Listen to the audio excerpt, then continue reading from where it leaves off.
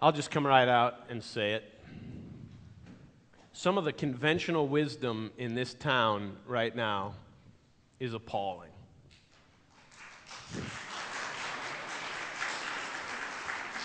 But that's not altogether surprising. Conventional wisdom is just that. It's conventional. It lacks originality.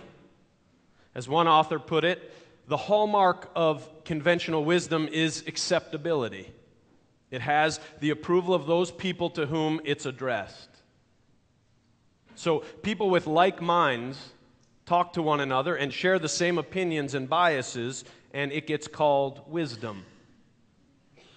That's why they say conventional wisdom is to wisdom what junk food is to food. Some of the conventional wisdom in this city right now is reckless and irresponsible and ignorant. And if it persists, it will continue to lead our city down into the tubes. Does anyone care how I really feel this morning? I hope so, because I'm in a mood, and I've been in a mood ever since the river vote.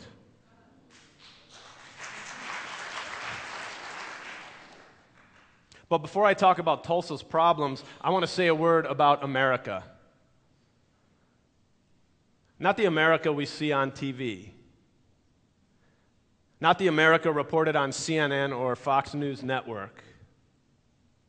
I want to talk about hidden America. It's the America you'll never read about on the crawl going across the bottom of your cable news network. Here's a story from hidden America told by American Buddhist monk Jack Kornfield. Kornfield was taking a train to Washington, D.C. for his father's funeral. When he got on the train, he found a seat next to an African-American man in his 40s. He sat down, they started talking. It turns out that this man works with a youth organization in Washington, D.C. He was the head of this organization that works primarily with young men who have committed homicide. Unfortunately, there are many. The man told Kornfield about one young man who killed another about the same age, who he didn't even know. It was to prove himself to a gang that he wanted to be initiated into. The young man was caught and went to trial. When the jury pronounced him guilty, the mother of the boy who was slain stood, looked him in the eye, and said, "I am going to kill you," then sat back down. The boy went to juvenile prison. After a few years, the mother of the slain child began to visit him. She started to talk to him. "How are you doing in there?" she asked. Sometimes she'd give him a little money to buy cigarettes or other things before she left. This went on for 3.5 or 4 years. He was really young when he did this.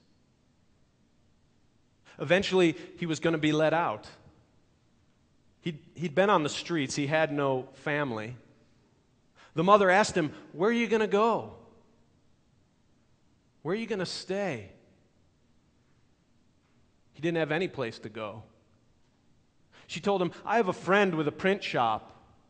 I could see if he'll give you a job. And I have a spare room. If you'd like, you could come stay with me." He moved into her house, went to work, ate her food.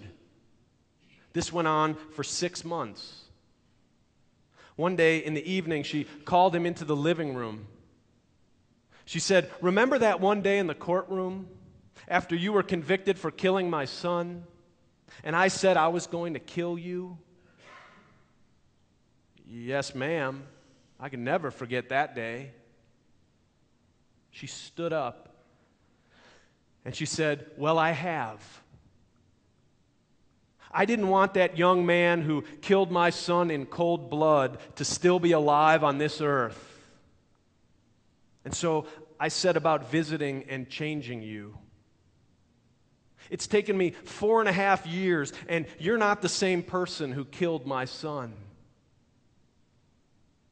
Now I have no one to be with, no one to live with. And you're living in a room in my house. And I want to know if you'll be my son and if I can adopt you. And she did. That's hidden America. That's one of the stories that we just don't hear about. It reminds us that there's another way for human beings to live.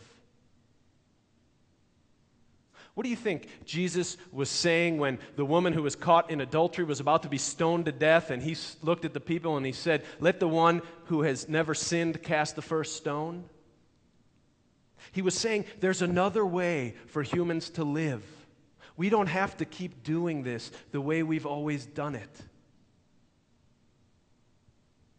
What do you think Jesus meant when he said, "Turn the other cheek"? He was saying there's another way for humans to live. What do you think Jesus meant when he and his followers were reprimanded for eating first without washing their hands? And he said, it's not what goes into your mouth that defiles you. It's what comes out of it. Jesus was challenging the conventional wisdom of his times. The difference between true wisdom and conventional wisdom is that conventional wisdom reflects what's already accepted in its time. Conventional wisdom protects the continuity of social thought and action. What we need in this city right now are some wise people who can see beyond conventional wisdom. The Chinese philosopher Lao Tzu said, "The wise hear and see as little children do." One thing that children have that adults often lose is the ability to see with new eyes. Children look at the world afresh and haven't had their ideas tainted by convention. 2 nights ago, I walked into where my son, who was in first grade, was supposed to be brushing his teeth. Instead, he was having an existential experience. Sometimes I want to call him the little Camus. I said, "Elias, why aren't you brushing your teeth? You've been in here for a really long time." Which was followed by a long pause as he continued to entertain himself by making faces in the mirror. "You like making faces, don't you?" "It's weird," he said. "What's weird?" "Well, we're kind of like animals, but we're not. We're humans." "It's weird that we're humans," he said, looking at himself and crinkling his face in the mirror. "Well, we are animals," I explained, and yet we're different. And this launched us into a long conversation about the differences between humans and animals. One of the differences I explained was that humans have to brush their teeth if they don't want them to fall out.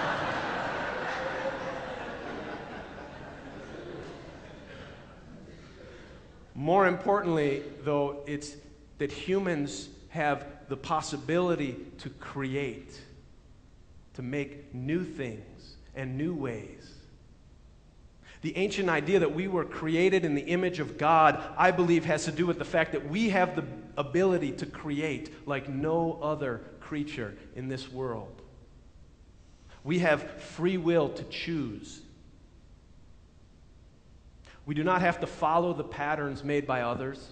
We do not have to follow instinct or convention. And sometimes when we choose not to follow the crowd, not to bend to convention, sometimes when we do this, we exemplify what it means to be human. To be human. What makes a person great in the eyes of the world? It often involves creating something new. Frank Lloyd Wright is one of the greatest architects because he was unconventional.